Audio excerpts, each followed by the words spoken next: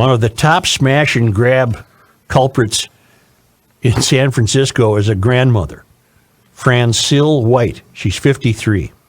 And her daughter, Kimberly Cherry, 28, have been identified as 2 of 5 alleged looters who made off with more than $1 million in designer loot from upscale San Francisco stores. Oh, a nice family business. Grandma White has posted pictures of herself on Facebook wearing a COVID mask from Louis Vuitton, one of the targeted stores in Union Square.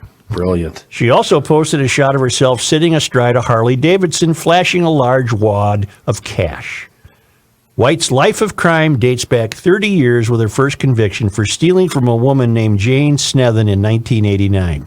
Despite charges and 14 previous convictions ranging from shoplifting to attempted murder, all 5 looters are now back on the street on bond. Police have now stationed a mobile command center in the area. Clusters of cops can be seen patrolling every corner of Union Square 24 hours a day. The spate of lootings has been blamed on woke San Francisco DA Chesa Boudin and a 2014 California law that made theft under $950 a misdemeanor. We're not being served. We're just not being served. No. Now, here's another piece that I found on that. Chesa Boudin, of course, is the child of Kathy Boudin and David Gilbert, were Weather Underground members. When Boudin was 14 months old, both of his parents were arrested and convicted of murder for their role as getaway car drivers in the Brinks robbery of 1981 in Rockland County, New York. His mother was sentenced to 20 years to life and his father 75 years to life for the felony murders of 2 police officers and a security guard. After his parents were incarcerated, Boudin was raised in Chicago by adoptive parents Bill Ayers and Bernadine Dorn, who, like his parents, had been members of the Weather Underground. Boudin reports that he did not learn to read until age 9. Kathy Boudin was released under parole supervision in 2003, and Jordy thinks that the feral grandmother probably has a future in West Coast Democratic politics. San Francisco District Attorney Chesa Boudin announced that felony charges were brought against 9 people in connection with organized retail crimes in Union Square. The suspects were identified as Jamissy Calloway, 24, Kimberly Cherry, 28, Francille White, the grandma, 53, Ivan Speed, 34, Tomiko Miller, 23, Raynard Jones, 32, Edward James, 32, Michael Ray, 27, and Darren Wilson, 38. And I guess they did commit enough crimes now to get Boudin's attention.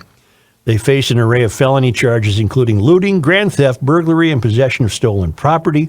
The suspects are expected to be arraigned tomorrow. Police said more arrests are forthcoming. These are not petty thefts. This is not misdemeanor conduct. This is a conduct. This is a felony conduct, Boudin said, and he said it firmly.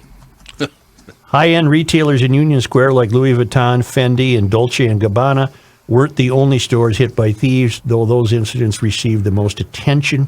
Boudin said shops in the Outer Mission and Mid-Market were also impacted. This is not something limited to one neighborhood or designer store. This is something that affects us as San Franciscoans, Boudin said. Additionally, Boudin said he plans to work with other district attorneys to combat the spate of retail thefts regionally. Okay. While the recent incidents have some residents on edge, San Francisco leaders are encouraging people to shop and dine in the city. The mayor and police chief said they're cracking down on brazen robberies and crime to keep the city safe for shoppers with the holiday season underway. Yeah, I wouldn't risk it.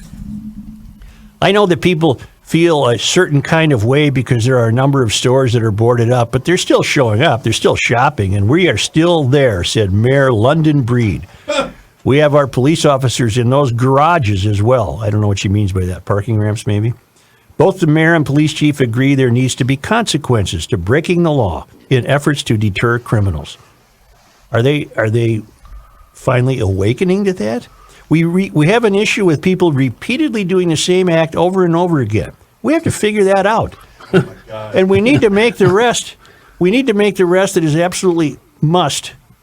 And we need to make the rest that is absolutely must. We need to work with all parts of the system to make sure that people are held accountable, said Chief Bill Scott. Well, the police chief can't do much about it. The people aren't held accountable because of the likes of this Boudin fellow who is woke to a criminal fault. And these people, look at Grandma. Grandma's been a criminal for 30 years. Yep. For 30 years.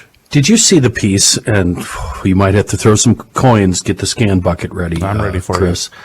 It was a piece last week about retailers calling on Congress to fight online sales of stolen and counterfeit goods. I did see that. Yeah. Yeah.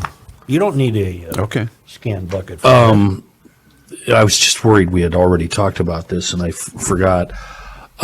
Which, I mean, that's all fine and good, and that should have probably been in place already, but shouldn't we stop this at the source? I mean, before they walk in the door? Right. Yeah.